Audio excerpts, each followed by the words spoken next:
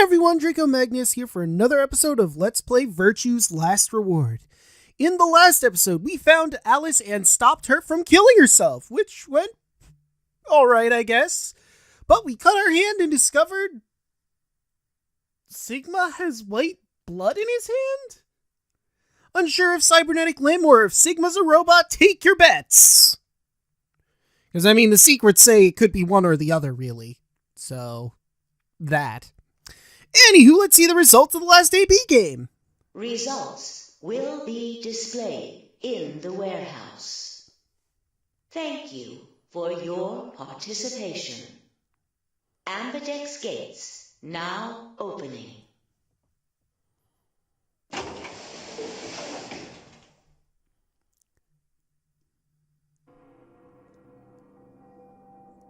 Luna and I stepped out of the AB room. I could see the others filing out of their rooms as we did. So you chose Ally after all? Yeah. To be honest, the AB game was the last thing on my mind. As chaotic as my thoughts were, they all centered on one thing.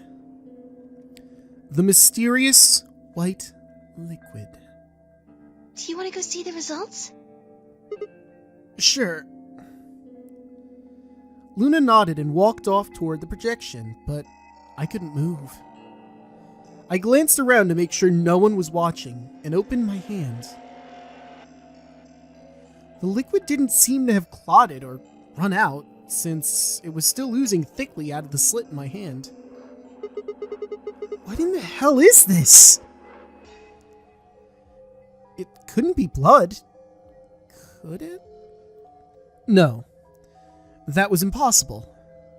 No matter how many white blood cells clumped together, you'd never get anything that looked like that. And I'd never seen my blood do this before. In 22 years of life, I'd seen my body bleed many times. Scraped knees as a kid, accidental nicks with a knife as an adult. But every single time, I'd bled red, like any other human being. So, why was it that this time, it was white? What the hell is happening to me? Hey, Sigma, what are you doing? Get the hell over here. They're gonna show the results. Yeah, right. On my way. I did my best to compose myself and head over to join the others. Results from round 2 of the Ambidex game will now be displayed. Please direct your attention to the results screen.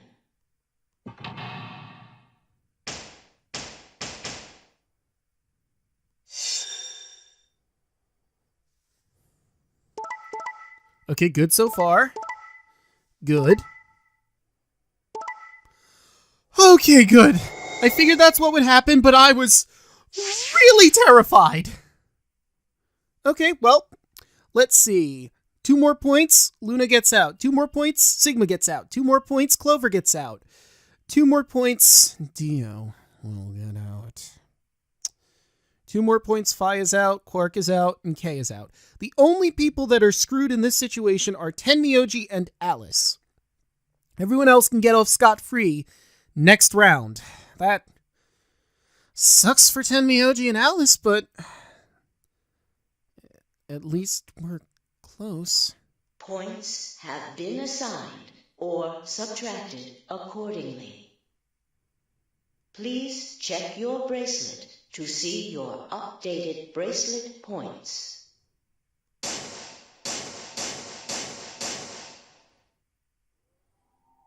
This is incredible. Look, everyone voted Ally. You did just like you promised, Kay. How could I choose Betray after what Phi said to me? Tenmyoji and Dio voted Ally too. Of course. If we hadn't, Alice would have died. Yeah, well, that's about it, I guess. We should thank the both of you as well. I'm happy to see you also chose Ally. Oh, I didn't have anything to do with it. That was all Sigma. Then thank you very much, Sigma. Sigma? Sigma, are you alright? Sorry, lot on his mind. Come on, what's wrong? Just say something. Huh? Oh, yeah, looks like we all allied. That's great. Sigma, what the hell's wrong with you? Yeah, you've been acting a little out of it ever since we came out of the AB rooms. What happened? You make it past at Luna and get shot down?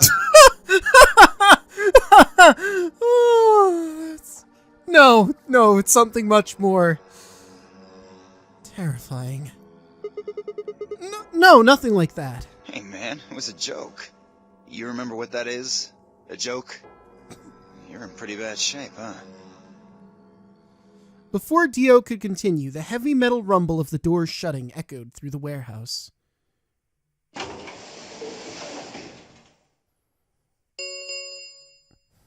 The Ambidex gates have closed.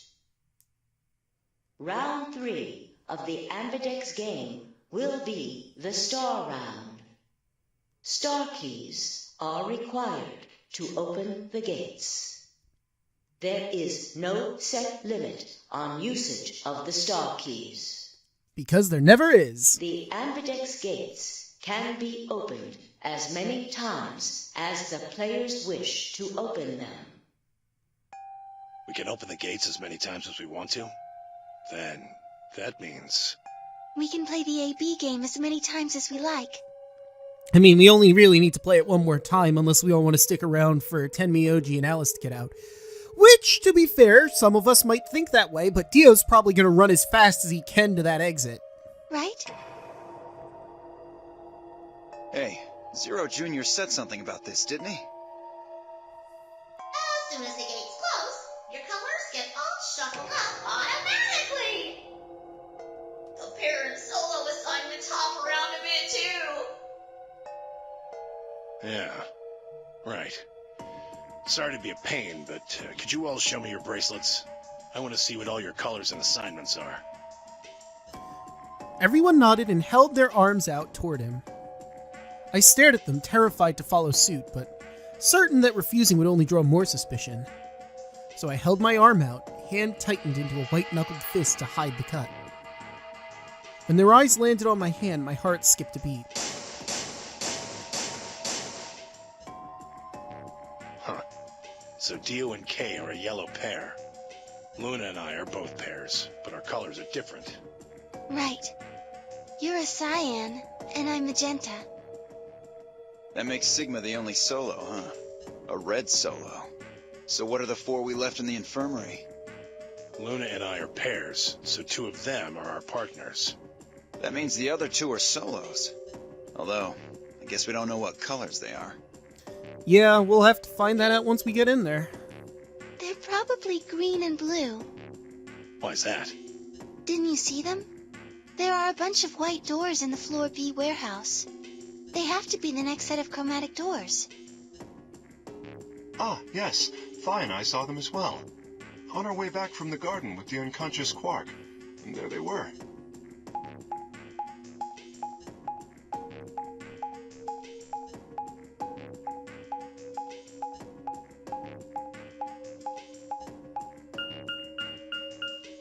Each one had a box just like the doors on floor A.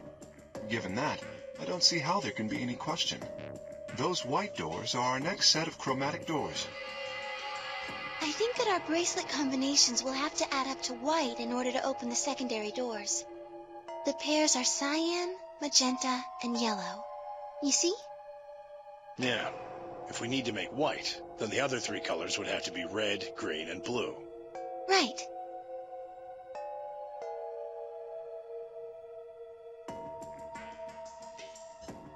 Good. Now that we've got that figured out, I'm heading back to the infirmary for a bit. I want to check up on Quark and Alice. I shall accompany you then. Might as well go with you, I guess. No real reason to hang out here. Well, what will you 2 do? I need to talk to Sigma about something. About what? Something? Her usual pleasant expression had been replaced with something much more sullen. She must have noticed that there was something wrong with me. That was what she wanted to talk about. I was sure of it. Okay, fine. I managed to make my voice sound almost relaxed. Whoa, hold on. A private talk? What are you guys plotting? We're not plotting anything. I promise. It's nothing. Fine, whatever. See if I care. Okay. Come on, fuck off, Dio. Dio tossed his head with a mixture of arrogance and feigned disinterest, and marched out of the yellow door. Tenmi, OG, and K quickly followed. Only moments, fumble. In only moments, all three had disappeared.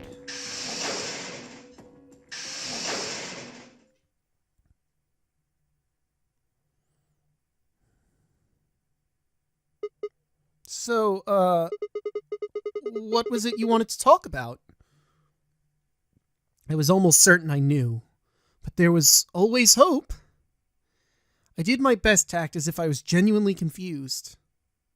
Oh, I don't really like this room. Could we go somewhere else? Okay? Good. I found somewhere nice when I was looking for Alice earlier. The bee garden? As strange as her request was, I had no reason to object.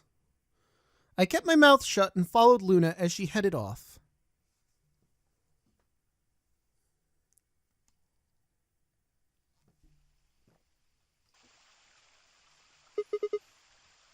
The garden. You know this place? Yes, well, sort of.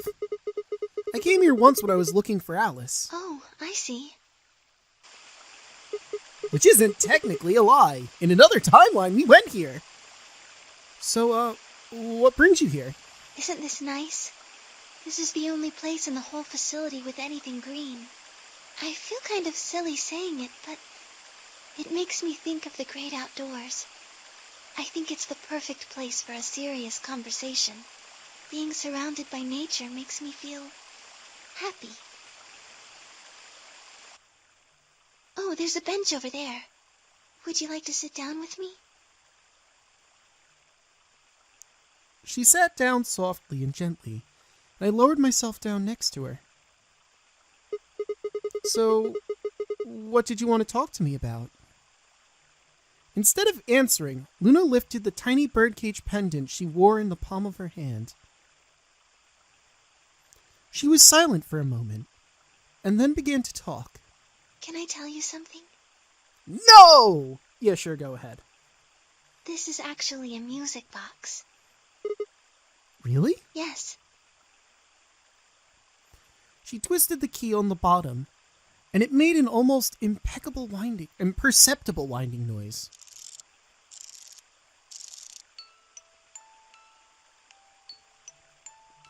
When she released it, a soft, clear notes drifted out. It's a nice song. Why'd you bring that up, though? Because I wanted you to know, I guess. I wanted you to know more about me. Maybe it's because I'm so shy, but I don't really have any friends. Or even any acquaintances, really. Really? I mean, I guess she is pretty soft-spoken, that makes sense, but not even any acquaintances? I mean, she must have a job. Is she not friendly with the people there, or? So I've sort of always been alone. It was really hard. I felt so lonely a lot of the time. And it hurt. It felt like I was just kind of going to collapse from the inside out. That was when I got this music box. Someone very important gave it to me. They didn't say anything, but I felt like there was an unspoken message behind it. Luna, happiness is closer than you think. Do you know Maeterlinck's The Bluebird? No, I do not. But Sigma does, apparently. Yeah. Well, I know the gist of it. I think it starts on Christmas Eve. This brother and sister named Tiltil and Miltil get asked to find a blue bird by this old woman, and they travel to the dream world. Or something. Anyway, supposedly, if you can catch this bird, then you can make a wish come true. So they visit all these different places, but they can't find it. Eventually they give up and go back home, but when they wake up, the bird is in a bird cage in their hut. That's right. It's a well-known story. So well known, I've never even heard of it. And it teaches a simple lesson. Yeah, like you said, happiness is closer than you think. Right. It got me thinking. Maybe the person who gave me this music box was trying to tell me just that. I don't know if that's true.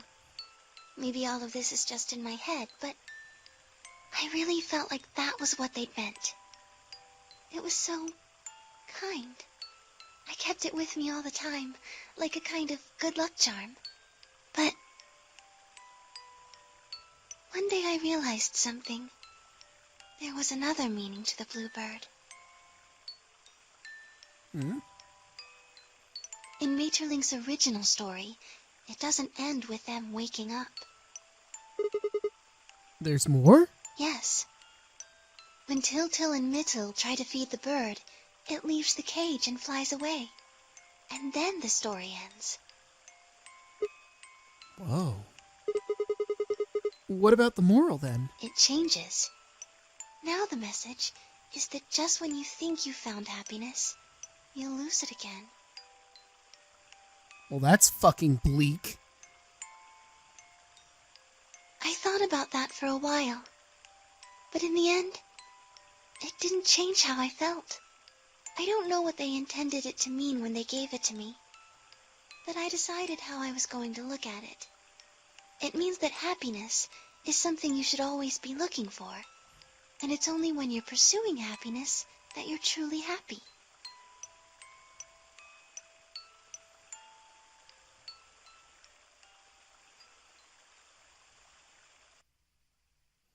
You know, Sigma, I think you might be Tiltil. Hmm? What? You know, the boy who the old lady asked to find the bluebird on Christmas Eve. What are you trying to say?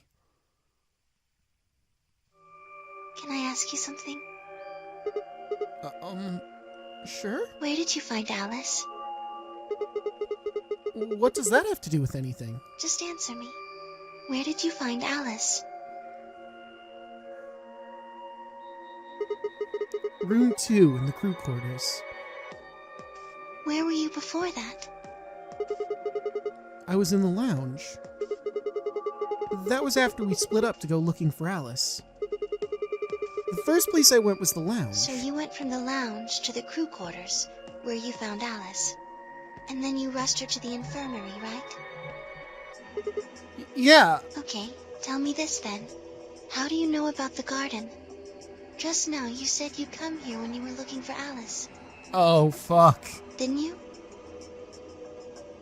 That doesn't make any sense. There wouldn't have been any time for you to visit the garden while you were looking for Alice. So tell me, Sigma, how do you know about this place? Would you believe alternate timelines and premonitions? Well, I didn't know what to say. I couldn't even explain it to myself. Why had I told her I knew about the garden?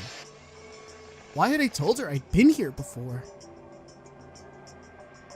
Sigma, are you a robot? Have you always been here?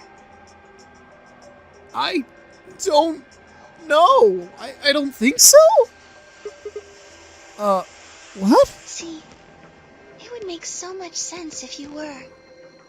That would explain why you knew about the garden, and it would explain that cut on your left hand.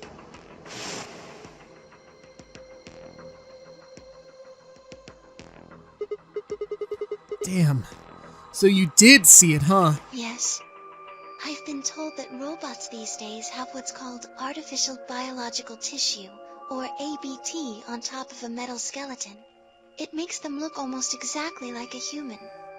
And ABT uses this white liquid instead of blood.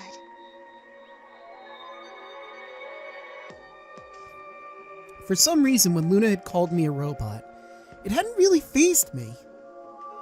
Maybe because it was just so out there. I mean, he could also just have a cybernetic limb. I mean, it mentions that if you inject someone's arm that is a cybernetic arm, it'll still flow through the bloodstream, which leads me to believe that maybe he's got a robotic arm. But if he did have just a robotic arm, he'd probably know about it, unless while he was asleep, they chopped off his arm and put on a new one, but that doesn't really make sense either. I guess the most likely thing is that he is a robot, but that just seems so far out of left field, you know? Like he said, it didn't sound like a real possibility. It sounded more like a theory you'd get from someone in a nut house. Still, my hand was still oozing white liquid. Was I really a robot? No! That's impossible! I need to stop doing that. Questioning myself so much was giving me heart palpitations. Luna, aren't you a little scared? Scared? Why would I be scared? Well, let's say I am a robot. That means there's a pretty good chance Zero's pulling my strings. That would make me your enemy. Oh, I guess so. Well, even if you were, I wouldn't be scared. Why not? Maybe because you're a robot. Huh? Have you ever heard of the 3 laws of robotics? They were a set of rules created by the science fiction author Isaac Asimov that he used in several of his stories. Rule 1. Oh wait, this is probably Luna. Rule 1. A robot may not injure a human being, or through inaction allow a human being to come to harm. Well, I mean, I've slugged Dio in different timelines, so he can't be a robot. If the laws of robotics are actually applied to this particular robot. It's possible that they weren't used at all. Rule 2. A robot must obey any orders given to it by a human being, except when those orders would conflict with the first law. Rule 3. A robot must protect its own existence as long as such protection does not conflict with the first or second laws. Oh, yeah, I've heard those before. That's just an ideal, though. You could work toward that, but I don't think you could ever actually achieve it. I mean, depending on how you program them, robots could do pretty much whatever they wanted to. Yes, you're right. But I believe in them. In you. However you're programmed, I don't think you'd break any of the 3 laws. A robot without the 3 laws is just a bunch of metal and plastic. That's not you. You have a heart. You're a good person. It's in your eyes. Well, I guess I'm just kind of assuming you're a robot. There's still a chance you're not. We should run some tests. Tests? Yes. How? Well, the atom should be able to tell us. Oh yeah, that thing in the infirmary! I heard the crunch of dried leaves behind us. But when I turned, there was nothing. Who is it? Is someone there? Someone invisible? Just me. Oh, hey, Phi. Phi? Sorry, but can you guys come over here? I need you to see something. Luna and I looked over at one another, shrugged, and stepped into the bushes.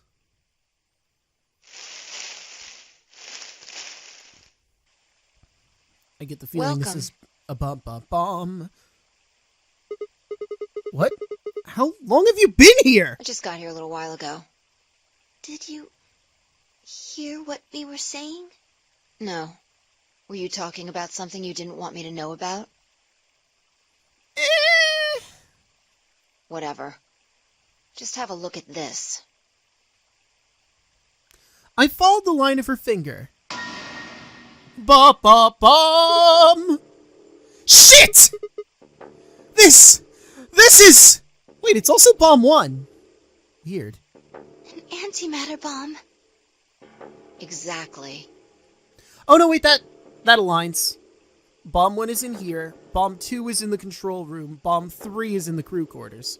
I'm pretty sure someone didn't move it here from the crew quarters. In fact, I'm pretty sure it's an entirely different bomb. Look at the number on the side. It says 01. And the one in the crew quarters said 3, right? Then that must mean... Hold on. Sorry, my earbud came out. Shit! Then there's no question, huh? I've got more good news. Just think about the numbers for a moment. You're saying there's a 2 bomb out there somewhere? Oh yeah, there most definitely is, and I know where it is, but we don't really have access to it, which sucks. I can't be sure, but it does seem pretty likely. Damn it. That means we're dealing with a combined explosive power equal to 3 tons of TNT. Yeah. Who planted them? Dio. Was it you guys? I mean, you've been in here quite a while. Hey, don't give me that! You're way more suspicious than we are. What were you doing in the bushes anyway? Well, I was taking a walk. That's believable. Taking a walk? You really think I'm gonna buy that? Fine. You got me. I heard you two were off talking in secret. So I got curious and went back to the Floor A warehouse. Of course you weren't there. That seemed pretty suspicious to me, so I headed here. And just as I'd suspected, there you were talking on the bench. I snuck up from behind so you wouldn't notice me. And then you stepped on some dead leaves. Then, just as I was getting close enough to hear, I found the bomb. So, believe me now? So, who planted the bomb? Honestly, it could have been any one of us. Anybody could have come here while we were all looking for Alice. We need to tell everyone about this then. Yeah, you're right. Let's head back to the infirmary.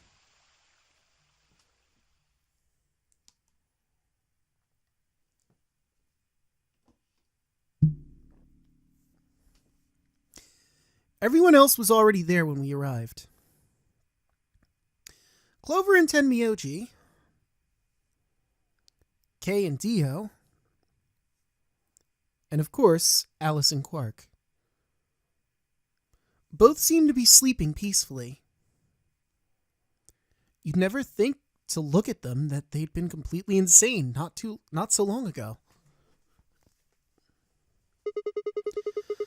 Alright everybody, listen up. I told them how we'd found the number 1 bomb in the garden. And how, judging by the number on the 2 bombs we'd found so far, there was probably a number 2 bomb out there somewhere too. Oh, this is bad. What are we going to do? Well, I think Alice mentioned something. There should be an emergency deactivation password. If you enter that password, the device should, well, deactivate. You see it right here. There's a port. If we can find the password input device, we just connect it here. Question, how far are we down this line? Because I know there was like a bunch. Really, we're only here. Well, we got 1, 2, 3, 4. Yeah, 4. 4 more slots to go through. Then we can enter the password. So if we have the password, we can deactivate them? Whoa, hold on a second. That's great and all, but we need that password input device she was talking about. Yes, we do, Dio. Any idea where that might be? Without that, we're still boned even if we did have the password. Yeah. That's why I want all of you to let me search you. I beg your pardon? You heard me. Chances are whoever planted those bombs is in this room. There's also a good chance they've also got the device we need to deactivate the bombs. So you're planning to search us for it? Exactly. But... No buts. Butts are for pooping. If you refuse, then I'll assume it's because you've got it and you planted the bombs. Unless you want that, I suggest you cooperate. Clear? Yeah, Crystal. Good. Now who's going to be first? Well,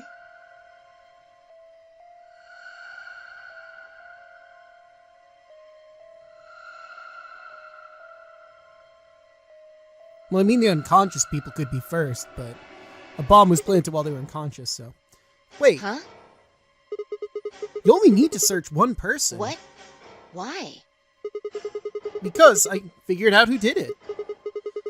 I know who did it. The words were out of my mouth before I'd even realized I was saying them. How can you... There's no way. Yeah.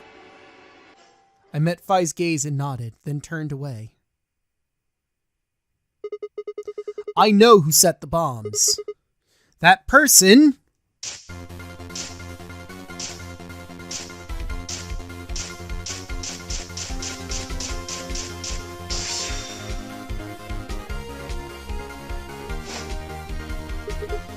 That person is you, Dio! Come on, what is this? Are you high? Well, we're about to find out. Are we now in the next phase? We are indeed. Once again, we're at the lock of who planted the bomb! Sorry, Kate, but could you hold him down? Well... It's on him, I promise. Knock it off, Sigma. You're doing this all backwards. So, this isn't a court. Besides, all we want to know is who set the bombs. Ugh. And why are you getting so worked up about it anyway? If you're innocent, then a search will show that, and I'll look like an idiot. Nice try, but that's some bullshit totalitarian logic. I don't think so. What are you even basing this on? How do you know I set the bombs? Because Spit it out! I know about the Myrmidons. The mere... What? I beg your pardon? No. How do you know that, Sigma? Oh, that's not all I know. I know about Free the Soul, and I know about Brother. What the hell are you talking about? I can tell you the details later. But there's no question that you were the one who set up the bombs. The fuck do you think you are? None of that has anything to do with me. I don't know who the Myrmidons are. And I don't know what Free the Soul is. And I certainly don't know anything about some old fart called Brother. Oh, Dio. Tell me, how does that foot taste?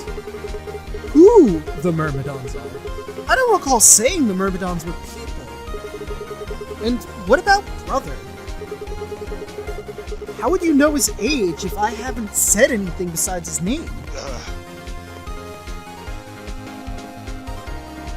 Wait, so he's left. But that means he's a terrorist. A terrorist? A terrifying terrorist. I don't know if I'm keeping this in considering we've already seen this, but I might just keep it for that line alone. Oh dear. Left?